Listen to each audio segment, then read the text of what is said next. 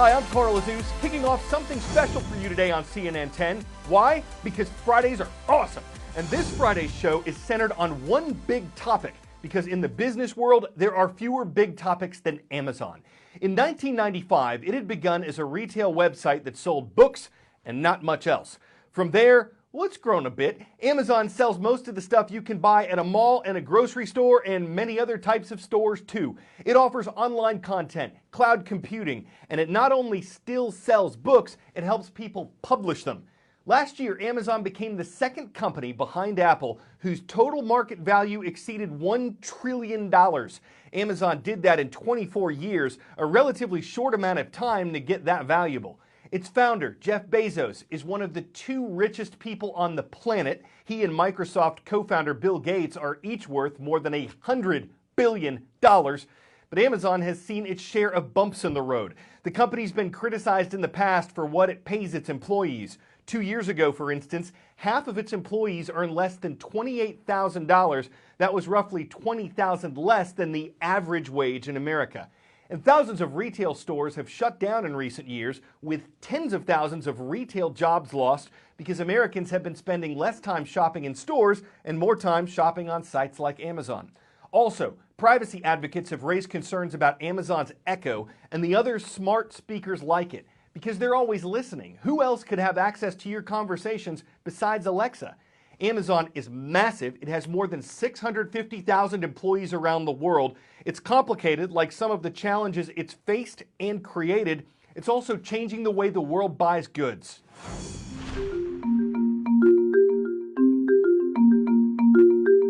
Welcome. Swipe in here. Amazon Go is the ultimate grab-and-go shopping experience. You literally grab it off the shelves and go. You use the app to enter the store. Once you're in, you can put the phone away. And you shop the rest of the store just like you would any other store, with one key difference.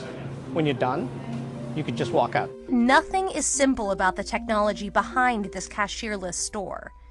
The Amazon Go market uses artificial intelligence to monitor what you've reached for on the shelf and to make sure you're charged for what you walked out with, and nothing else. What we had to do unique in this use case was build the sensors, the cameras. All these cameras and sensors the cameras in the ceiling. We had to build the specific machine learning algorithms.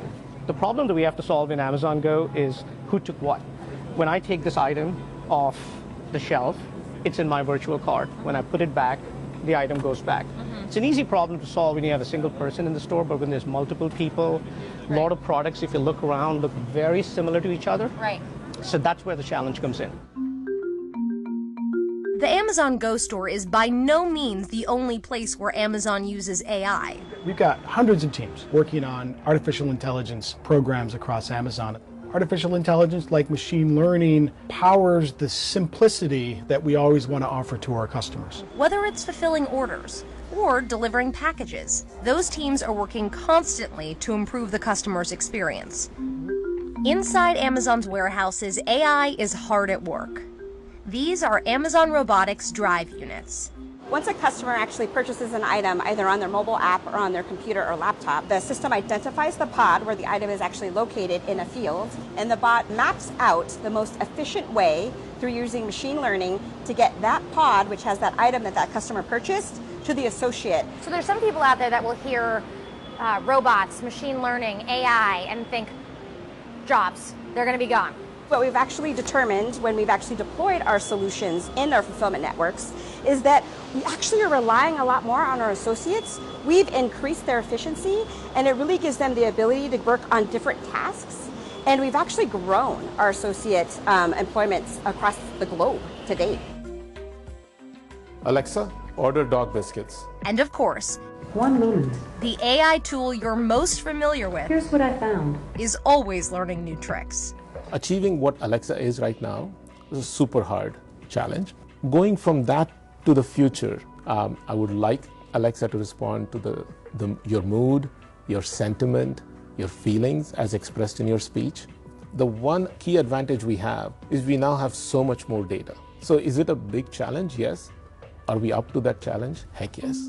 In the evolution of Alexa, is it still in its infancy? Is it a toddler now, or is she a toddler now, an adolescent, teenager? Certainly hasn't graduated from college. No, AI hasn't graduated from college overall. right? And I think AI as a field is in its infancy. Think of it as a older toddler, who's going to grow up to be an adult that just stuns us with her brilliance, right? Is where we are. Is Amazon a monopoly? Well, it's not really an easy question to answer. First, you have to understand what the core tenet of Jeff Bezos' business philosophy is: patience.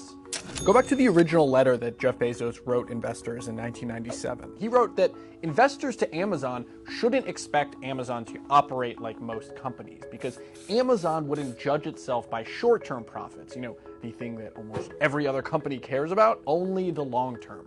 And Bezos and Amazon stayed true to that. Its first few years, Amazon barely made a profit. It invested billions of dollars back into the business, and it just kept growing and growing and growing and growing. And now that patience has paid off with incredible profits over the last few years. We all know on some level what a monopoly is. We played the game. But in the context of antitrust law, it's a specific thing. It's meant to stop a company from forming that can dominate the market in such a way that competition is impossible.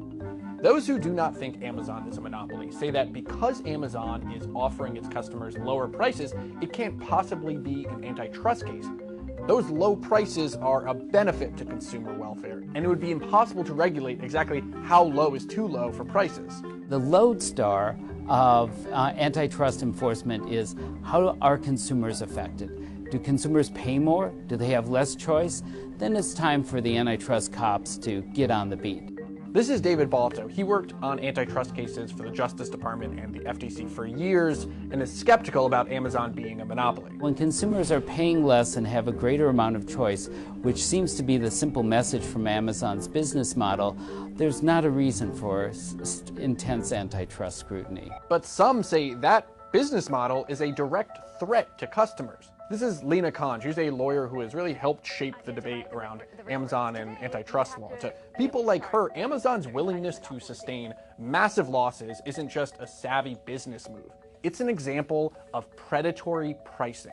So predatory pricing is when a company prices a good below cost and is doing so basically in order to drive out its competitors so that it is able to kind of enjoy a dominant place in the market. All of those things are a really high bar for the government to prove, and because of that, a successful case on predatory pricing hasn't been litigated in decades. That's not for a lack of will. We certainly at the FTC and the Clinton administration had predatory pricing investigations.